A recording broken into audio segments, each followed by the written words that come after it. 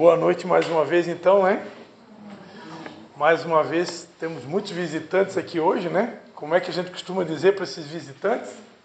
Sejam bem-vindos em nome de Jesus. Voltem sempre, amém? É uma alegria para nós receber cada um de vocês aqui. E fiquem à vontade, né? Sintam-se em casa. Estamos na casa do Pai, né? E daqui a pouco a gente vai estar apresentando, né? Aquela belezura para Jesus, né? A gente vai estar aguardando um pouquinho ainda. A gente vai deixar para esse momento para o final. Acho que tem mais alguém para chegar aí, né? E enquanto isso, a gente vai estar deixando aqui para vocês uma mensagem da parte de Deus, amém? Se você quiser ir abrindo a sua Bíblia em Juízes.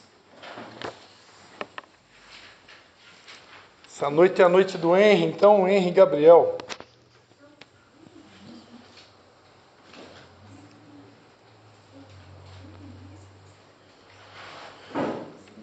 Juízes, capítulo de número 6, versículo de número 14.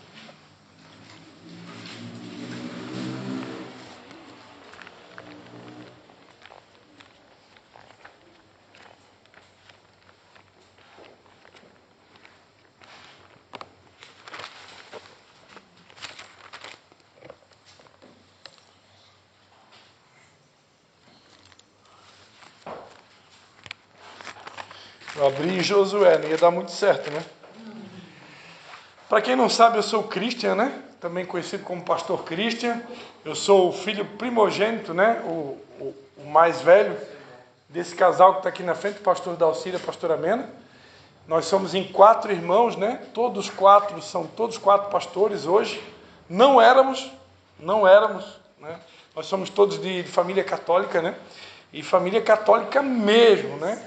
Eu digo assim porque é muito comum a gente perguntar para a pessoa, e daí, o que você é? Ah, eu sou católico, tá, mas você vai na missa? Ah, de vez em quando, né? A gente ia na missa mesmo, a gente ia no domingo de manhã, ia no domingo à noite. Eu participava do clube da irmã Terezinha, o clube da irmã Célia, tocava violão no grupo de jovens da Igreja Católica em Nova Trento, que eu ia de bicicleta com 16 anos com o violãozinho no ombro. Então a gente era católico, de verdade, né? Mas aprove a Deus, né, nos conduzir por um outro caminho, né? Eu, com 21 anos de idade, nunca tive nenhum vício, nunca usei droga, nunca fumei maconha, nunca me prostituí, nunca entrei numa casa de programa, nunca fiz nada dessas coisas que as pessoas fazem no mundo. E meu único vício é que eu tinha umas namoradinhas, né? Só que as namoradinhas da minha época, eu estou com 50 anos agora, quando eu tinha 20 anos, as namoradinhas é bem diferente de hoje, né? A gente ficava, mas era só beijinho em beijinho, não tinha mais nada, né? Hoje em dia tem beijinho em beijinho e mais um monte de coisa, né? Mas na minha época não tinha, né? Quer dizer, para alguns tinha, mas para mim não, né? Esse era o meu vício, né? Na verdade não era tanto, né? Lá, de vez em quando ia num bailão, e aí olhava aquela menina que você achou mais bonita no baile, né? E se desse certo, você ia lá, lançava uma cantada, quando dava certo, né? Quando não dava, famoso fora, né? Mas aí eu, com 21 anos de idade, eu desejei ter uma namorada. Eu cansei desse negócio de ficar. E a minha mãe, na época, já estava frequentando uma igreja evangélica, e ela começou a fazer propaganda para mim de uma tal de Patrícia, né? Uma moça que era evangélica e que seria um bom partido para mim. E detalhe, para mim poder conhecer a menina, ela era para estar aqui hoje, mas ela não pôde. Sábado, um dia que ela trabalha muito, ela trabalha no salão de beleza, né? Sábado passado ela esteve aqui conosco, hoje ela não conseguiu vir. E ela tem uma mãe doente também, que mora conosco, né? Minha sogra está muito doente, mora na nossa casa. Então ela tem que ajudar o pai dela também a cuidar da própria mãe, né? Quando pode. E para poder conhecer a Patrícia, eu tive que frequentar a igreja dela, né? E ali tudo mudou. E essa brincadeira de frequentar a igreja da Patrícia, para conhecer a Patrícia, Deus acabou nos transicionando. Mas uma coisa que eu aprendi com meu sogro, bem no começo dessa fase de mudança, é que nós não mudamos de religião. É muito comum quando uma pessoa ela é católica e ela começa a frequentar uma igreja evangélica, é muito comum as pessoas dizerem, fulano mudou de religião, né? Isso na verdade é um equívoco. Por quê? Porque a religião do evangélico e do católico ela é a mesma religião. A nossa religião se chama cristianismo, que acredita em Deus Pai, Filho e Espírito Santo, e que usa a Bíblia Sagrada como seu livro de conduta, né? Então nós temos a mesma religião, cremos no mesmo Deus. O que muda alguns detalhes, né? Alguns detalhes. Mas a religião é a mesma. Então eu nunca mudei de religião, mas Deus me transicionou, né, para uma outra denominação, que no caso, na época era a Igreja Batista, assim como essa é uma Igreja Batista, né? As igrejas que têm o nome Batista, elas receberam esse título porque são igrejas que acreditam na importância de batizar em águas. Por quê? Por que batizar em águas? Hoje a gente vai estar apresentando uma criança aqui, né? Existem aqueles que acreditam no batismo por efusão, né? O que é o batismo ou por aspersão? Quando você espalha algumas gotas de água na cabeça da criança, né? Esse é um tipo de batismo. Mas porque nós, os batistas, acreditamos na importância de submergir a pessoa nas águas, seja de uma piscina, seja de um rio, seja de um riacho. Por quê? Porque a palavra batismo, no original em grego, o Novo Testamento foi escrito em grego, ela é a palavra baptizo, que significa submergir em águas. Por que é importante submergir em águas? Porque tem um significado. O batismo, o significado do batismo, espiritualmente, profeticamente falando, é sepultamento. Batismo tem a ver com sepultamento. Mas como assim sepultamento? Vai enterrar o bebê logo que nasce? Sepultamento no que diz respeito ao velho homem. Nós nascemos com a semente do pecado em nós. Todos nós nascemos com a semente do pecado. O apóstolo Paulo, São Paulo, ele vai dizer, né? O bem que eu quero fazer eu não faço, e o mal que eu não quero fazer, esse eu faço. Mas por que faz o mal? Porque a semente do mal está em nós. A semente do pecado está em nós. Quando eu decido me batizar, eu estou dizendo para Deus, diante de testemunhas, que eu não quero mais ser essa pessoa. Eu não quero mais ser essa pessoa que mentia. Eu não quero mais ser essa pessoa que roubava. Eu não quero mais ser essa pessoa que usava um jeitinho brasileiro para se dar bem nos negócios. Eu não quero mais ser essa pessoa que trapaceia. Eu não quero ser mais essa pessoa que fica cobiçando o que é do próximo. Não quero mais ser essa pessoa que fica olhando para onde não pode olhar, tocando onde não pode tocar, falando o que não pode falar e fazendo o que não posso fazer. Eu quero ser uma pessoa diferente. Eu quero ser um legítimo discípulo de Jesus. E um legítimo discípulo de Jesus, a Bíblia diz em 1 Coríntios, que as coisas velhas já passaram, eis que tudo se faz novo. E isso é o significado do batismo. Quando a pessoa ela entra dentro das águas, ela está dizendo, o velho homem, aquele que mentia, aquele que roubava, aquele que adulterava, aquele que trapaceava, esse aí ficou aí debaixo dessa água. Morreu ali, sepultou ali. Quando ele sai das águas, profeticamente, não quer dizer que a pessoa nunca mais vai pecar, mas profeticamente, ali ela está renascendo para uma nova vida. E ela está assumindo esse compromisso diante de Deus e diante de testemunhos. E por que nós fazemos isso na fase adulta, ou pelo menos na juventude? Porque Jesus Cristo, vou mudar a pregação aqui, abre rapidinho aí, Marcos 16, 16. Marcos 16, 16.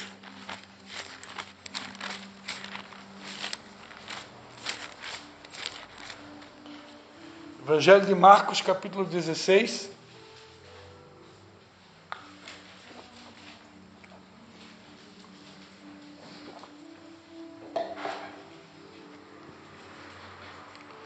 Marcos 16, versículo 16. Diz assim, Quem crer e for batizado será salvo, mas quem não crer será condenado. Vou repetir, Evangelho segundo escreveu Marcos, capítulo de número 16, versículo de número 16.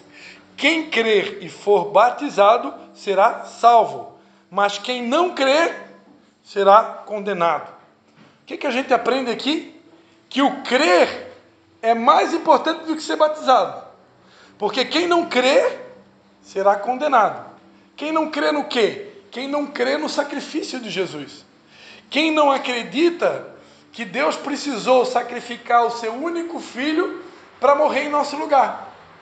A Bíblia diz em João 3,16, o versículo mais conhecido da Bíblia Sagrada: porque Deus amou o mundo de tal maneira que deu o seu Filho unigênito, para que todo aquele que nele crê não pereça, mas tenha a vida eterna. Então nós, cristãos, somos aqueles que acreditam, entendem que somos pecadores e que porque somos pecadores merecíamos a condenação eterna, mas o Pai decidiu enviar o Filho, Jesus, aqui a esse mundo, para morrer numa cruz pelos meus pecados. A Bíblia Sagrada ensina que sem derramamento de sangue não existe remissão de pecados. Então Deus precisou sacrificar o seu Filho unigênito para que através do seu sacrifício nós pudéssemos receber a remissão dos nossos pecados. Agora eu pergunto para todos vocês aqui, se eu perguntar isso para um bebê recém-nascido, se ele acredita que ele é pecador, se ele acredita que precisa do sacrifício de alguém para morrer no lugar dele. Primeiro, a Bíblia Sagrada ensina que dos pequeninos é o reino dos céus. Jesus Cristo disse: deixai vir a mim as criancinhas, porque deles é o reino dos céus. Não sei se alguém aqui já ouviu falar, no tal do pecado original, que tem que batizar o bebezinho quando é criança, porque se ele morrer, morre salvo, por causa do pecado original. Olha aqui para mim. Você acredita mesmo que o nosso Deus é tão mau assim, que seria capaz de lançar um bebê no inferno? Olha aqui para mim. Eu não acredito nesse Deus. Me desculpe se alguém acredita nessa mentira. Eu acredito num Deus que é tão bom, tão misericordioso, tão maravilhoso, que foi capaz de dar o que Ele tinha de melhor por mim. E se um Deus que é capaz de dar o que Ele tem de melhor por mim, vai ter coragem de lançar um bebê no inferno? Como assim? Eu não acredito nisso. Então, nós não acreditamos na necessidade de batizar um bebê por causa do pecado original. Porque Jesus mesmo disse: deixai vir a mim os pequeninos, porque deles é o reino dos céus. Então, e o próprio Jesus vai dizer: quem não se tornar como uma criança, jamais pode entrar, ou jamais pode ver o reino dos céus. O reino dos céus, ele foi feito para os pequeninos. Pequeninos em estatura, no sentido biológico, no sentido de idade, e pequeninos também no sentido de humildade. Porque sem humildade, eu não posso acessar o reino dos céus. Jesus Cristo disse: bem-aventurados os pobres de espírito, porque deles é o reino dos céus. Aí eu pergunto para vocês: pobre de espírito tem a ver com alguém que não tem dinheiro? Não tem nada a ver com dinheiro. Pobre de espírito está falando de pobreza de espírito, está falando de dependência, está falando de humildade. Bem-aventurados os pobres de espírito é a mesma coisa que dizer bem-aventurados os humildes, ou os pequenos, ou os pequeninos, porque deles é o reino dos céus. Eu preguei outro dia aqui num culto, quando Jesus ele está no seu ministério, ele vai até uma sinagoga, eu não me lembro bem agora, eu acho que era num sábado, e ele pede o rolo. A Bíblia Sagrada, o Antigo Testamento foi escrito em pergaminhos, eram rolos, e Jesus ele pede um daqueles rolos para ler na sinagoga, e dão para ele o rolo do profeta Isaías, que está na altura do capítulo 61.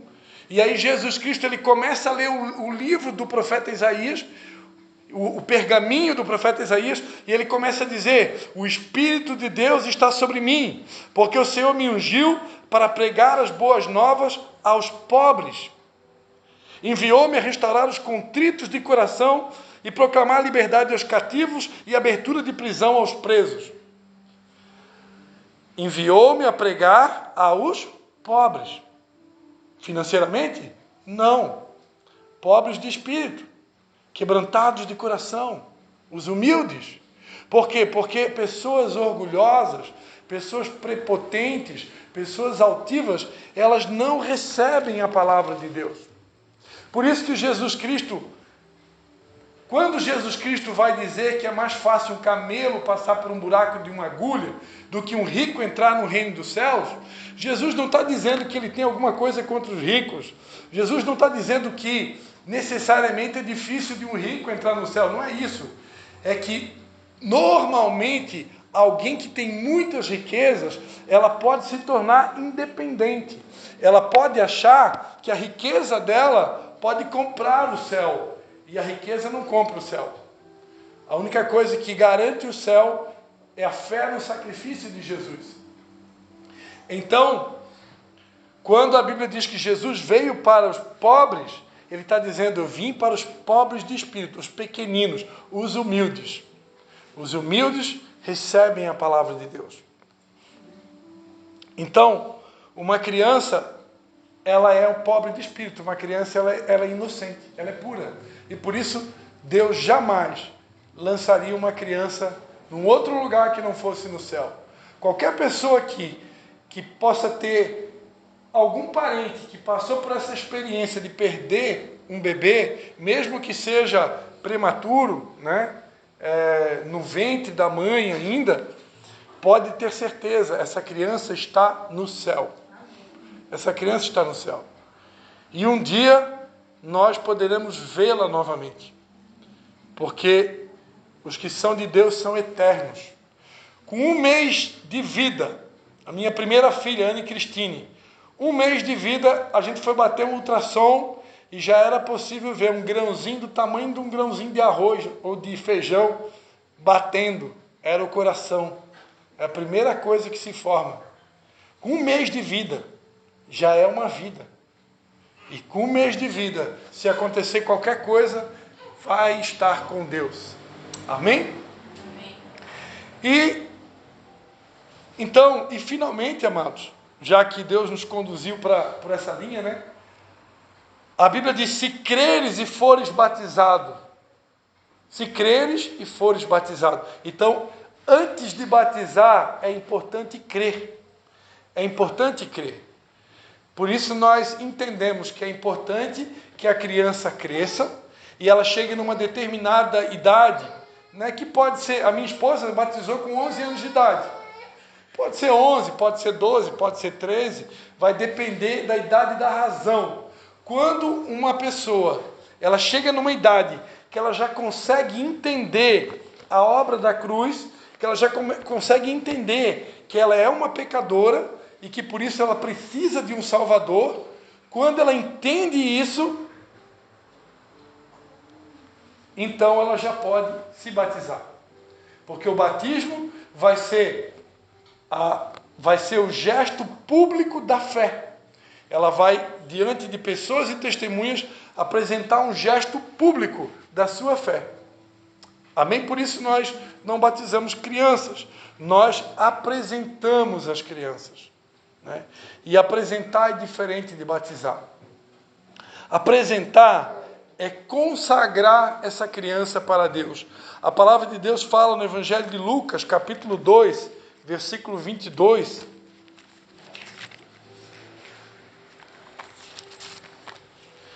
Evangelho de Lucas, capítulo 2, versículo de número 22.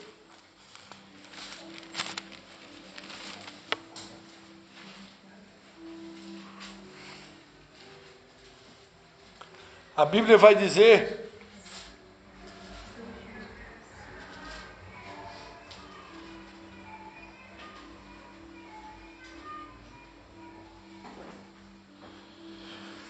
Quando se completaram os dias da purificação, segundo a lei de Moisés, levaram-no, o menino Jesus, a Jerusalém, para o apresentar ao Senhor, conforme o que está escrito na lei do Senhor: todo primogênito será consagrado ao Senhor.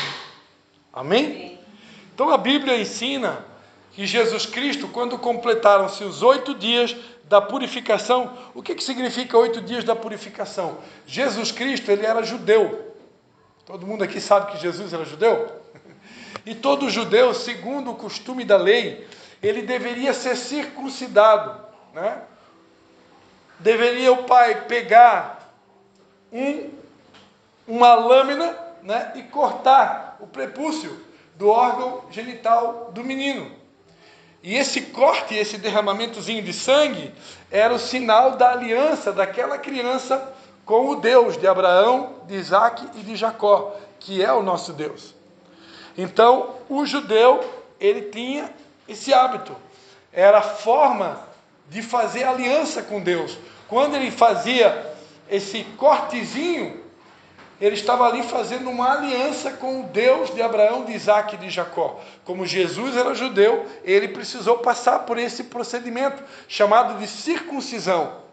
E perante o costume, quando se completavam 8 dias, após esse período chamado purificação, que era uma espécie ali de cicatrização daquele corte que era feito no órgão genital do menino, essa criança, após aquele período, segundo a lei de Moisés, né, os primeiros 5 livros da Bíblia, conhecido como Pentateuco, né, Gênesis, Deuteronômio, Levítico, né, Números, os primeiros 5 livros, eles foram escritos por Moisés, e a lei ordenava que a criança deveria então ser apresentada, levada até o templo para ser apresentada ao Senhor. E assim Jesus fez exatamente como a lei ordenava, conforme o que estava escrito. E nós, que somos discípulos de Jesus, nós seguimos os mesmos passos de Jesus, né? Nós fazemos o que ele faz. A palavra de Deus diz que nós devemos andar segundo ele andou, né? Porque somos discípulos. O que é discípulo? Discípulo é alguém que segue os passos de um mestre. O nosso mestre é Jesus. Então, se Jesus foi apresentado, nós também queremos apresentar. E quando a gente apresenta, nós estamos também consagrando aquela criança, ou seja, dedicando ela a Deus. O que significa dedicar a Deus, né? Eu estou falando diante de testemunhas e diante de Deus que aquela criança, ela está sendo consagrada para Deus, para que os planos de Deus se cumpram na vida dela, para que os propósitos de Deus se cumpram na vida dela. Um pai e uma mãe, sem a ajuda de Deus, você pode ser pedagogo, você pode ter faculdade, pós-graduação de pedagogia, de educação de filhos, você pode ser PhD com pós-graduação em Harvard. Sem a ajuda de Deus, é complicado. Porque com a ajuda dele, né, Ana? Já não é fácil. Sem a ajuda dele, é muito difícil. Agora, feliz o pai e a mãe que decide publicamente consagrar o filho, dizendo: Deus, eu estou consagrando para ti, porque eu reconheço que eu vou precisar da tua ajuda para educar essa criança. Eu reconheço que eu vou precisar da tua sabedoria para poder criar essa criança. Amados, o que a gente mais escuta aí fora, e todo mundo aqui vai concordar comigo: ah, eu não quero mais ter filho. Ah, eu não vou botar, eu já botei um filho no mundo, não vou botar mais. Não, eu nem quero ter filho, eu prefiro ter um dog, eu prefiro ter um gatinho, né? Tem gente que tem 5 cachorros, 2 gatos e não tem uma criança. Por quê? Porque o Satanás, o capeta, o capiroto, o encardido, ele conseguiu convencer as pessoas que o século que a gente está vivendo é tão ruim, é tão mau, é tão perigoso. Para que botar filho no mundo? Botar filho no mundo para sofrer? Botar filho no mundo do jeito que está esse mundo aí, perdido? Pessoas perdidas em tudo que é orgia e droga e coisa nada? Não vou botar filho no mundo, não. Amados, botar filho no mundo é uma ordem divina. É uma ordem divina. Olha o que a Bíblia diz em Gênesis capítulo 1. Gênesis capítulo de número 1.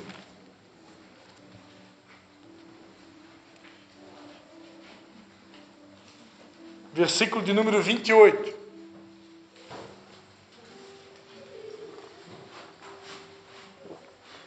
Gênesis 1, 28. Vou ler o 27 primeiro. Assim Deus criou o homem, a sua imagem, a imagem de Deus o criou, macho e fêmea os criou. Deus os abençoou e lhes disse: frutificai e multiplicai-vos, enchei a terra e sujeitai-a. O que Deus falou? Quando Deus criou o homem, conforme a sua imagem e semelhança, macho e fêmea, homem e mulher, né? Aqui fica bem claro, né? Que Deus não criou um terceiro sexo, só existe macho e fêmea, homem e mulher, né? E isso assim Deus criou o estado original. Hoje você sabe que é possível mudar, né? A pessoa vai lá, contrata um cirurgião plástico, ela quer mudar de sexo e ela muda. Mas Deus não fez assim. Deus criou macho e fêmea. Deus criou homem e mulher. E depois que Deus criou, Deus os abençoou e lhes disse: frutificai e multiplicai-vos e enchei a terra e sujeitai-a. Então Deus ordenou que a gente multiplicasse. Uma das religiões que mais cresce no mundo é a religião dos muçulmanos. Você sabia disso?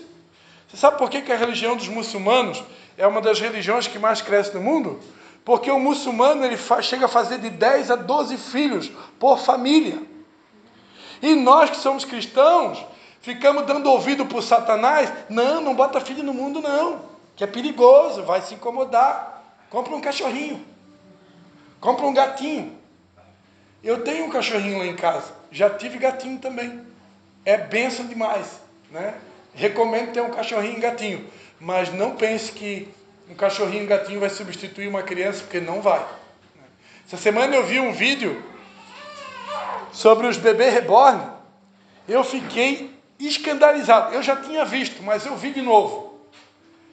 A gente fica escandalizado. Tem lugares que tem pessoas recorrendo à justiça para querer recorrer direitos no posto de saúde para comprar remédio para um bebê reborn. Meu Deus, que loucura! Que mundo que nós estamos! Remédio para boneco? Para quem não sabe, bebê reborn é um boneco. Não tem vida. Só que as pessoas tratam aquele boneco como fosse gente. Faz mamadeira para ele, troca fralda e cuida como se fosse uma pessoa. Pessoas doentes. São pessoas que estão doentes, que precisam das nossas orações. Então o mundo que a gente está vivendo prefere ter um boneco de mentira, prefere ter um animalzinho de estimação, mas não quer ter mais um bebê. Agora a palavra de Deus diz, para encerrar, amados, a minha palavra, abre aí Salmo de número 127.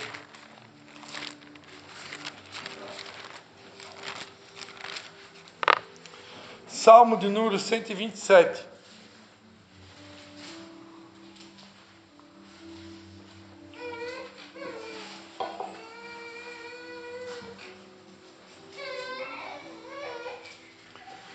Salmo 127, versículo de número 3.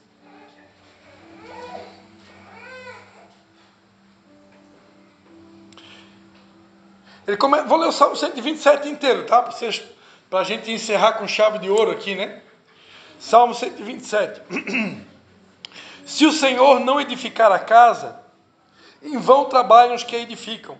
Se o Senhor não guardar a cidade, em vão vigia a sentinela. Inútil vos será levantar de madrugada, repousar tarde, comer o pão de dores, pois ele dá aos seus amados o sono.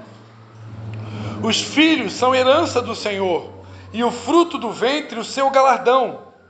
Como flechas na mão do valente, assim são os filhos da mocidade. Bem-aventurado, ou seja, mais do que feliz, o homem que enche deles a sua aljava. Não serão envergonhados quando falarem com seus inimigos à porta. A Bíblia Sagrada está dizendo aqui, os filhos são herança do Senhor. E o fruto do ventre, o seu galardão, a sua recompensa. Como flechas na mão do valente, assim são os filhos na juventude, né? Bem-aventurado, mais do que feliz o homem que enche deles a sua aljava. O que é aljava? Aljava era um estojo onde os guerreiros que usavam arco e flecha nas lutas, eles tinham uma aljava, um estojo nas costas, onde eles colocavam as flechas para ir para a guerra. E a Bíblia diz, bem-aventurado o homem que enche a sua aljava de filhos. Ou seja, ter mais de um filho é bênção. Independente da geração que a gente esteja vivendo, nós precisamos confiar que Deus é capaz de cuidar dos nossos filhos. Eu tenho uma filha de 18 anos. Todo mundo que eu conheço, desde quando eu sou bebezinho, me diz, adolescência é a idade mais difícil. É ou não é? Desde criança eu escuto falar isso. Adolescência é a idade mais difícil. Em nome de Jesus eu profetizo que não será. Na minha vida não será. Mas, independente da idade, se é criança, se é bebê, se é adolescente, se é jovem, todo pai e toda mãe que eu conheço geralmente muda a cor do cabelo ou perde o cabelo de preocupação pelo filho, né? Mas Deus nos convida a entregar as nossas preocupações na mão dele. A Bíblia diz no Salmo 37, entrega o teu caminho, entrega os teus filhos, entrega as tuas preocupações, entrega os teus problemas, entrega tudo para ele. Confia nele. A Gabi estava lendo aqui Jeremias, né? A sequência do texto ali, eu não me lembro bem agora, ela leu quantos versículos que ela leu, mas ela diz, né, bem-aventurado o homem, né, que confia no Senhor. Então, um cristão precisa confiar no Senhor. Eu não preciso ter medo de botar um filho no mundo. O medo não provém de Deus.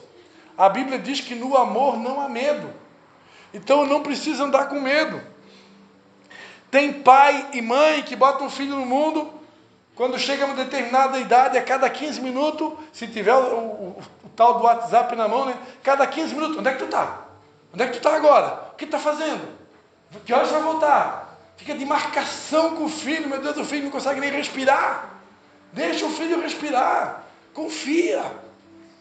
Tem pai e mãe que não confia. Tem que confiar.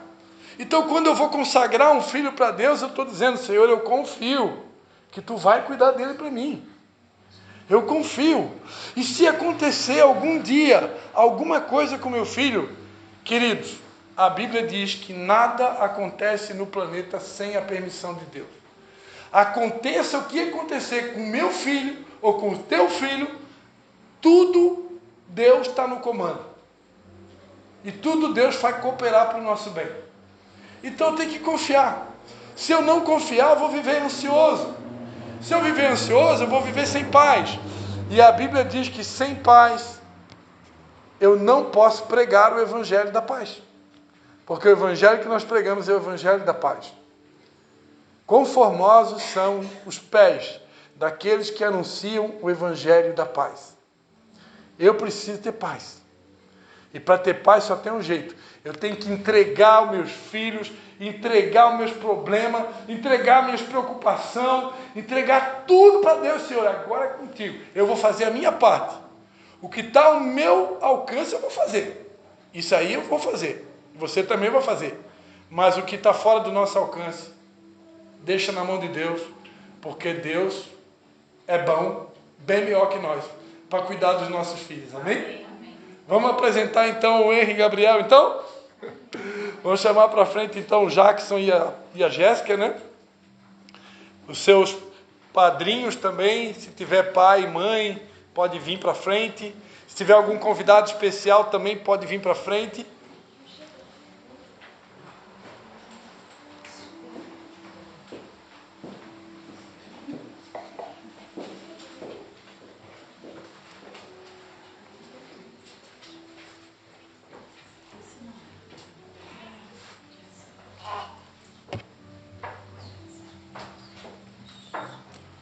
Amém? A pastora Mena vai estar orando primeiramente pelo Henry, vai estar ungindo ele, consagrando. É Henry Gabriel de Souza Santana. Amém. Eu unjo e consagro o Henry Manuel? Gabriel. O Henry Gabriel, que o Senhor encha ele da sua unção. Eu quero declarar e quero profetizar que o Gabriel será um menino, um jovem, um homem cheio do poder de Deus. Amém. E por onde ele passar, ele possa atrair a presença de Deus e possa mostrar a outras pessoas. Amém. Por isso eu profetizo em nome de Jesus. Amém. Amém. Amém. Glórias a Deus. Posso pegar ele no colo? Vamos ver se ele é bonzinho. Acho que sim. Amém. Amém. Pai, em nome de Jesus, Pai. Conforme nós aprendemos aqui nessa noite, Pai. Que os nossos filhos devem ser consagrados para Ti, Pai. Os nossos filhos devem ser dedicados a Ti, Pai. E isso agrada o Teu coração, porque assim também aconteceu com Jesus Cristo, quando se cumpriram os dias da purificação, Pai. Da mesma forma, seguindo o modelo de Jesus, Pai, nós queremos na noite de hoje, Pai, consagrar e dedicar o Henry Gabriel de Souza Santana nas Tuas mãos, Pai. Nós apresentamos, Pai, essa criança, Senhor, em Tuas mãos, Pai. Declaramos que ele é Teu, Pai. Em nome de Jesus. Amém, Senhor. Amém. Aleluia. Você pode aplaudir o Senhor Jesus? Aleluia. Se é para Jesus, pode ser mais forte. Amém?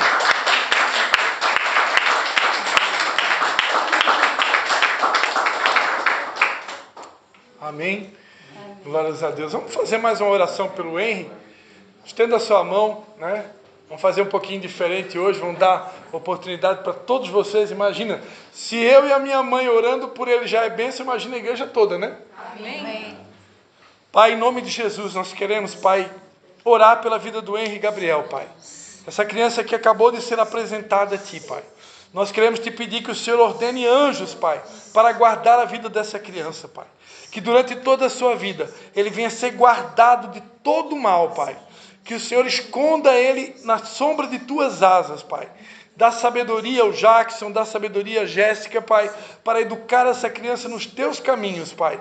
Que nunca lhe falte nada, Pai. Que o Senhor venha, Tu que és o Jeová Jireh, o Deus da provisão, que o Senhor venha suprir cada uma das necessidades dessa criança, Pai. Que o Senhor abençoe essa família, Pai. E que seja uma família feliz, uma família próspera. Que todos os recursos necessários para que essa criança venha se desenvolver, Pai, venham ser alcançados por essa família. Nós abençoamos o Jackson, abençoamos a Jéssica e abençoamos mais uma vez o Henry Gabriel, no nome de Jesus, para a glória de Deus. Amém. Amém. Amém. Amém. Amém. Eu acho que ela já bateu. Sim. Bateu foto já, né? Vai tirar mais foto? Amém. 6. Vamos? Sentar? Vai tirar?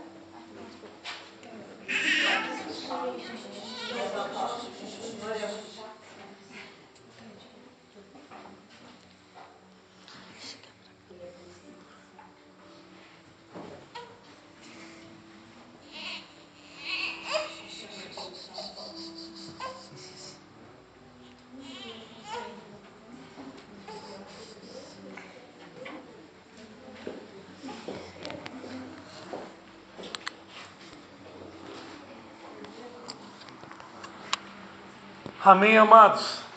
Nós queremos encerrar esse momento, então, esse culto, né?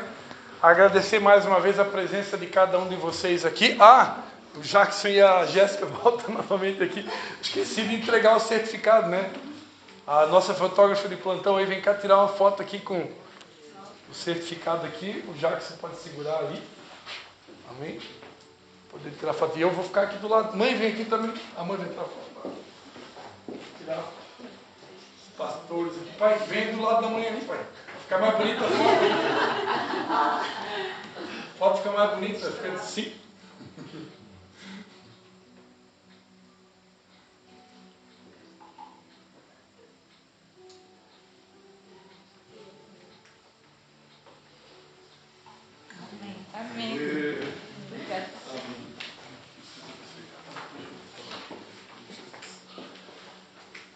Amém. Vamos estar fazendo a oração final, né? Agradecemos mais uma vez a presença de cada um de vocês aqui. As portas estão sempre abertas, todos os sábados, né? Nesse mesmo horário, 19h30, nós estamos aqui. Sintam-se sempre à vontade, né? Às terças-feiras, é isso? Terças-feiras, às 8 horas, na casa daquela moça de branco ali, a Gabriela. Nós temos a célula, né? E só mais um aviso, estamos aí para definir, em breve nós vamos fazer o Dia da Família, que é uma programação onde a gente passa o dia inteiro num sítio, juntos como igreja, né? Nós entendemos que a igreja, ela é a extensão da família de Deus na terra, e nós vamos passar um dia inteiro no sítio. Aí a gente leva comida, leva churrasco, leva violão, faz brincadeira, toma café junto, almoça juntos. Pratos, né? Então a gente está definindo a data. Assim que a data for definida, como diz o italiano, sacramentada, a gente vai comunicar. E fomos convidados também à Igreja Batista em Canelinha, porque nós temos também culto em Canelinha. Em Canelinha acontece amanhã, às 19h30 também, na rua Frísio Tavares, número 51, centro de Canelinha. Então amanhã temos culto lá. Quem quiser participar lá também, sejam bem-vindos. Nós fomos convidados, no dia 15 de novembro, um sábado, nós fomos convidados pela Igreja Batista Esperança, lá de Canelinha, pastor Gabriel, que também foi membro dessa igreja. Dia 15 de novembro vai ser um sábado, a partir das 20 horas. O pessoal daqui só vai conseguir depois do culto. Vai ter uma vigília, então vai começar às 20 horas, mas vai atravessar a madrugada, né? E eu e a pastora Patrícia vamos estar lá participando também dessa vigília. Vamos estar tocando louvor, estar pregando a palavra. Então também a igreja está convidada também para participar dessa vigília após o culto. Amém? Então isso vai ser no dia 15 de novembro. Tem bastante tempo pela frente, mas eu já estou avisando para você já ir se programando aí, quem quiser participar da vigília. Amém? Vamos orar então? Pai, em nome de Jesus, Pai, nós queremos te pedir, Pai, que o amor de Deus, o Pai, a graça de Jesus e a comunhão do Espírito Santo seja com cada um aqui, Pai. Nós abençoamos todos aqui no nome do Pai, do Filho e do Espírito Santo. Declaramos uma semana próspera, uma semana abençoada, uma semana de paz. E declaramos, Pai, que nem olhos viram, nem ouvidos ouviram, nem jamais penetrou no coração de homem algum aqui, de mulher alguma aqui, o que o Senhor tem preparado para aqueles que te amam. Em nome de Jesus, amém. Então vai embora assim. Vai embora sem dar um abraço aí, um aperto de mão, né? Dá um aperto de mão aí no seu amigo, na sua amiga. Deseja a ele uma semana de vitória.